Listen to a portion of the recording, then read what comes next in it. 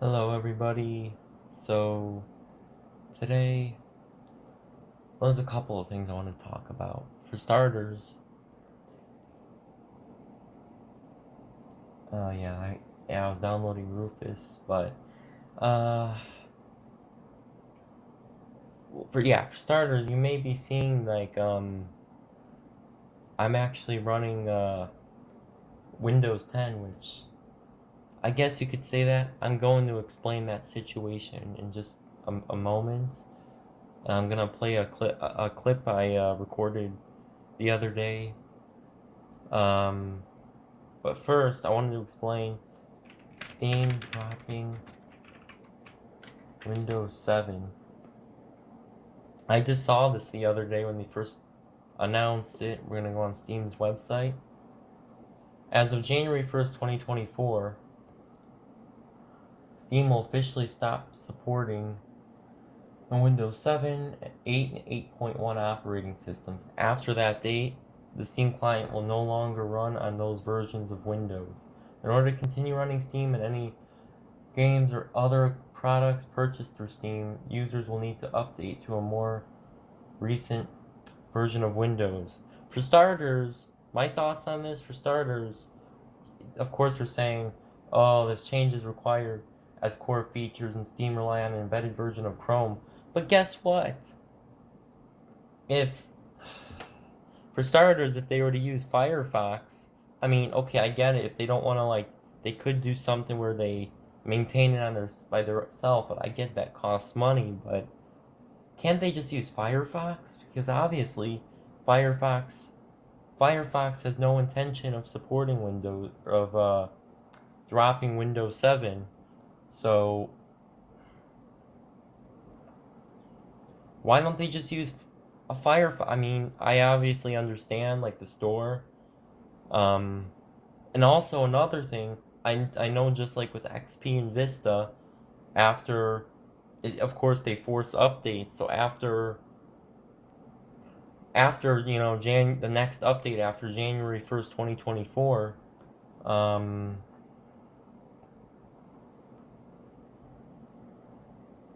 they're gonna stop you from running it. Like you have to obviously be online, and then I know there is an offline mode, but they're gonna want to do updates. And but here's the good news: just like it was possible to keep, and still kind of is possible to a certain extent. Maybe not with downloading games, unless somebody could figure out like the config.vdf thing, but yeah, modifying it. But even today, as long as you can, as long as you have all the XP or Vista updates with the root certificate updates, you can still technically log in. You can still prevent Steam from updating, you know. And I mean, is it the best idea to I don't want to be that guy, because I post some of this stuff on Facebook, and they're like, when I was using Windows 7, and I was like, and they were like, "Oh, your problem is you're running Windows 7. If I legitimately need help on something, I don't want you to say, "Oh, I'm running Windows 7." I know I'm running Windows 7. It's because I really don't want Windows 10. I really don't. But, you know, and as for battle.net, Blizzard, they haven't, and I know for a fact they dropped support for XP and Vista before before Steam did. So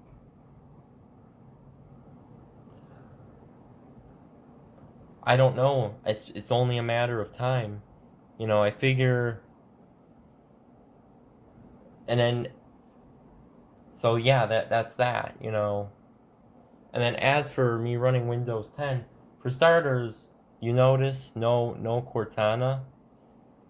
I'm actually going to open this, and I'm gonna run WinVer, And you guys can see here, I'm actually running Windows. I'm not exact.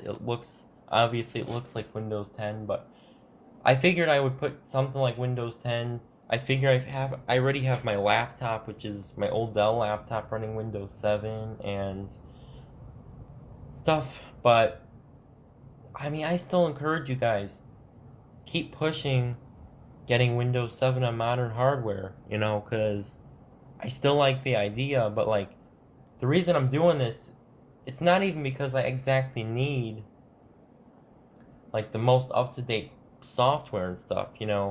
I actually sold my Oculus Rift which I kind of regret now, but I sold it because I couldn't run it. I couldn't figure out how to run it on Windows 7. So a few months ago I sold it on eBay. I figured I would just because I know Server 2016, it's not as good as 7, but I figure, I actually would have done Server 2016, but, my 3070 Ti, I can't seem to find, it's too old of a Windows 10 build. Like, see, if you look here, this is already based off of Windows 10 version 1809, so that's from a 2018 build. But I'm still going to try and stay away from, like, Windows 10 or Server 2022. I don't want the Microsoft Store. I don't want Cortana. And of course, setting this up, I'll even show you guys.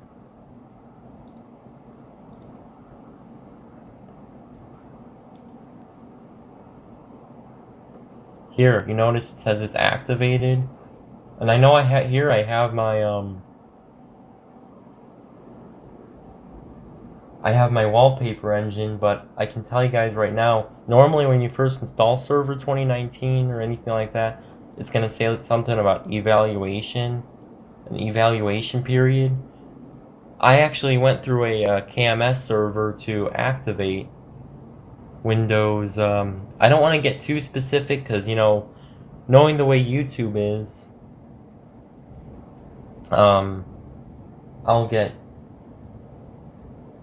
I'll probably get the video taken down if I go too much in detail, but essentially a KMS server to activate this, because obviously I want to use it, but I don't want to have a watermark, and once that 180-day evaluation period runs out, my computer will start shutting down. I think that's what Windows Server does. And here now, guys, I'm going to explain to you why I did this. Obviously, I didn't just get rid of my Windows 7 because I felt like it. I was trying to actually repair it. What I was trying to do, because I'm trying to get into Linux more, I was trying to dual boot with Ubuntu, and for whatever reason, even though I flashed the Ubuntu USB as MBR and Rufus, so it should have been Legacy, and I chose that option in the boot menu, but it didn't give me any warnings. I said install alongside Windows 7 on my 970 Evo, and it completely, even though I said boot, and I made sure it was Legacy and not UEFI, and it still messed up my bootloader. It got so bad, I literally couldn't. I tried fix MBR, and it ended up not working. So yeah, long story short, Ubuntu basically just screwed my whole Windows 7 bootloader, and I lost it corrupted the drive. So I basically just did a clean install. I figured I might as well do Windows Server instead of Windows 7 again. Plus, if I ever this next all-out system I want to do, I'm probably not going to, if I use anything newer than a 3090 Ti, anything beyond that, I can't, which is what I would probably do in an all-out system. I can't I wouldn't be able to use Windows 7 anyway. So unless somebody out there could, modify a driver to get it to work, or the extended kernel, although I would prefer not using an extended kernel because that usually, you know, slows things down.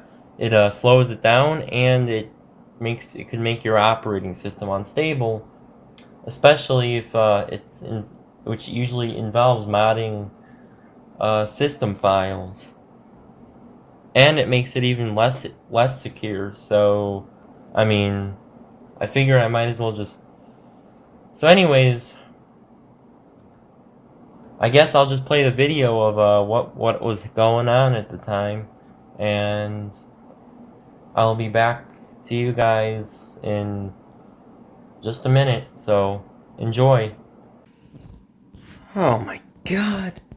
So yeah, basically, I'm gonna close out of this. I'm gonna open my disk manager. This, my friends, is what happens when you foolishly decide to dual boot Ubuntu on your EFI compatible system with a legacy, with your Windows, for example, my Windows 7 install. Like you can obviously see here, I can't delete this 500 meg partition. At first I was freaking out because I thought there was an error when I tried to repair it, but then I managed to boot through my BIOS bootloader back into Windows 7. But now, as you can see this, guys, easy BCD. We're gonna go ahead and here, I'll show you guys. Easy BCD. The boot configuration, it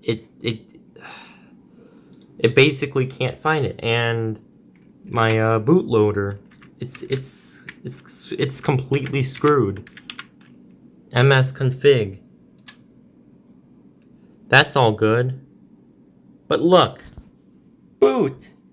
There is nothing in my bootloader. What the hell did Ubuntu do to my bootloader? So now I have to use Rufus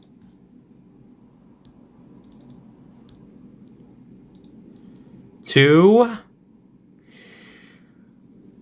where is it? No, that's not what we want.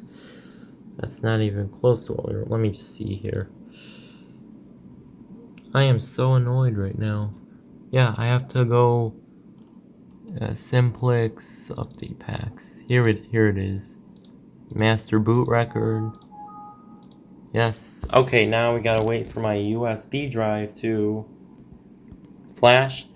And now that I removed, oh my gosh, I am screwed if this doesn't work. I don't know how I'm gonna ever fix my bootloader, my Windows 7 bootloader. So we're gonna go ahead and just wait for this to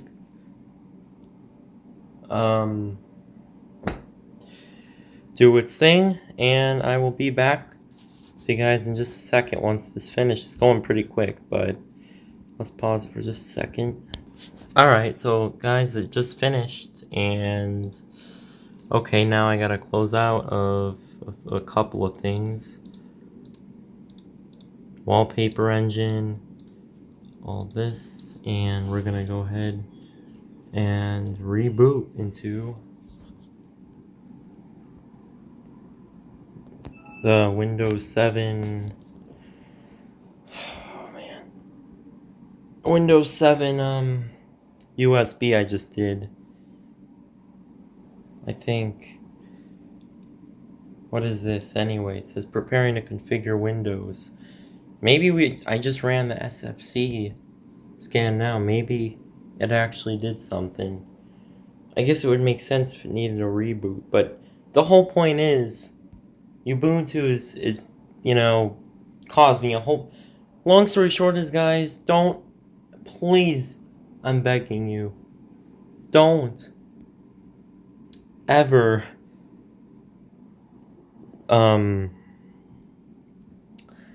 put dual boot Windows 7 with Ubuntu, because I thought I specifically told it.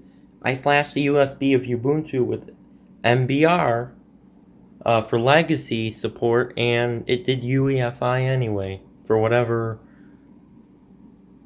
Yeah, see, what the hell is this?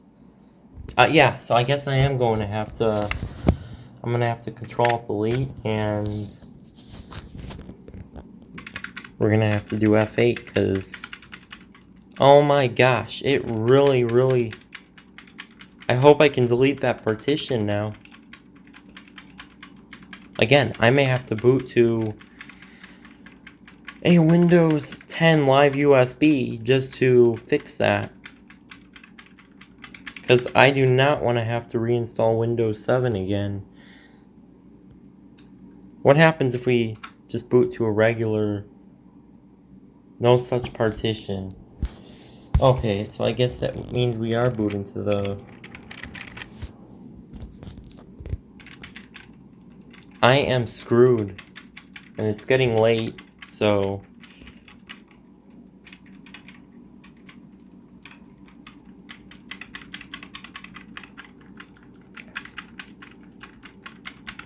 That was... Here I'm trying to get into Linux. I'm trying to fit into the Linux users, because this next build I plan on going, which I'll probably talk a little more in another, at another time, but I plan on doing this all-out system, maximum parts in a few years when I can afford it, and I want to use Linux instead of Windows, but obviously, oh my gosh.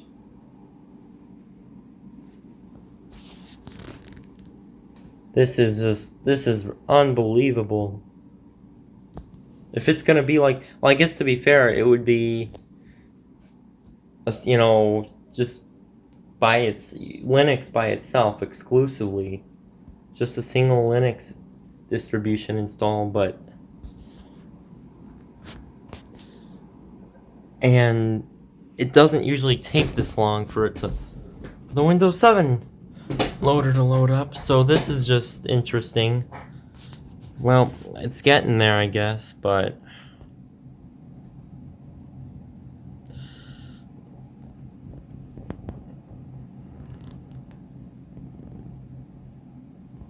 alright, so there's my Windows 7.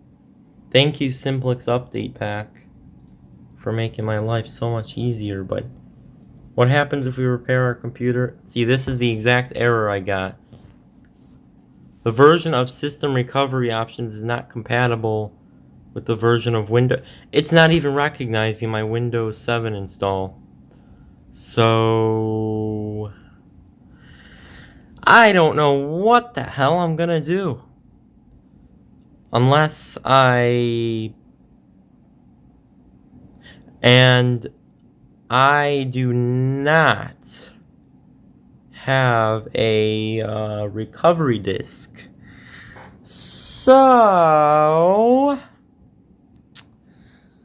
oh my god, are you... This is unbelievable. Look at this. Well...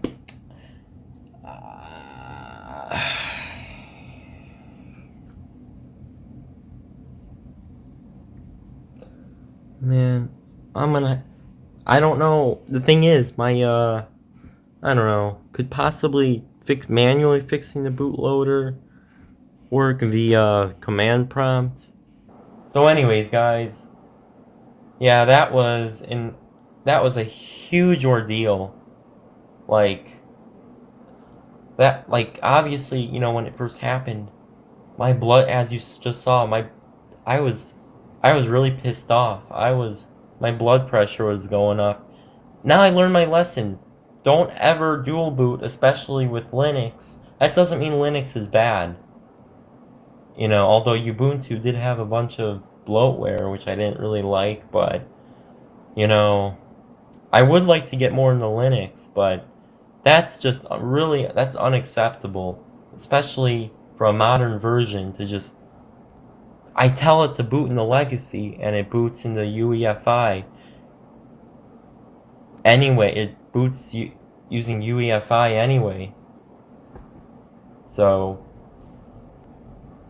anyways, guys, those are just two major things, and I may, well, yeah, for starters, when the time comes, maybe, when I figure it out, I'll probably make a video on how to get Steam running on Windows 7 and 8, and around late December of this year, I'll probably make sure I make a backup of my current install, and then put the command to prevent it from updating, and then I'll upload the backup for you guys, so you can see, and I'm sure, just like with XP and Vista, when it first drops support, it should be as simple as just, putting whatever command or whatever to stop it from updating, or I could do that for you guys. Just extract it, or whatever, and then you just run it, and it should be as simple as that. But with time, it's probably going to require more than that. Like, you're going to have a fully updated Windows 7 or Windows 8.1. For Windows 8, that's kind of more complicated. 8.0 is kind of more complicated. I actually have an 8.0 machine back here with a i5-8400, because it's kind of nostalgic, if you know what I mean, because I know 8.0, a lot of people didn't like it. It's not as good as 7 in a way, like there's more bloat and telemetry, but like, my Dell laptop back here actually came with 8.0, and I just thought it would bring back some good I actually, in a way, I like to think of it this way, at least for 8.0, because it may have been released after Windows 7, and it may have it says, sign with a local account, but there may be an option to log in with a Microsoft account, but I like to think of it this way. Windows 8.0 ended support in January 2016, which means far fewer updates, which means it's lighter and quicker. I mean, the full screen start menu isn't great, and not having a start button, that's terrible considering Microsoft has had it since Windows 95. I was almost considering putting 8 on here instead of Server 2019, but again, NVIDIA, what the hell were you I don't know what the hell they were thinking, blocking. Trust me, I looked it up. They blocked Windows 7. Even Windows 7's drivers won't install on 8.0 or 8.1. You can add the cards in the INF file, and it'll just, even though it should in theory work, it's either code 43 or code 39. I mean, they just don't want you using it. For sure, if you have anything like past a 20 series, it's stuff like this that makes me wish I wouldn't have sold my 1080 Ti, because my EVGA for the Win 3 1080 Ti, because I mean, it would probably bottleneck my 12900K a little, but at least I would have had the option of using Windows 8. Now it's either I pop in, in the i5-8400, I have a GTX 770, so that's how I'm doing that, but part of me feels like selling my 3070 Ti and just getting a 1080 Ti used on eBay, but, honestly, it's not worth it, I mean, I guess it's, so far, 2019 isn't too bad, so that's probably what I'll be sticking with for the time being. I mean, unless I could figure out something and people support Windows 7 or Windows 8 more, and maybe the all-out system, maybe I'll just use Windows 8 or Server 2012. I'll have to see, but trust me, if I knew how to get a 30 series card or something like that working on Windows 8, I'd be making a video on it. But trust me, I've done my research and I've really dug into it, and people are just on Reddit, and I think there might have been something on Linus Tech Tips website, which, by the way, I still can't believe he managed to get hacked. A big YouTuber like him, and he managed to get hacked. I don't know. You gotta be really careful these days, but lucky for him, he was able to get back all of, I mean, certainly it's good he has like a backup. You would expect he has like a backup of stuff, but anyways, guys,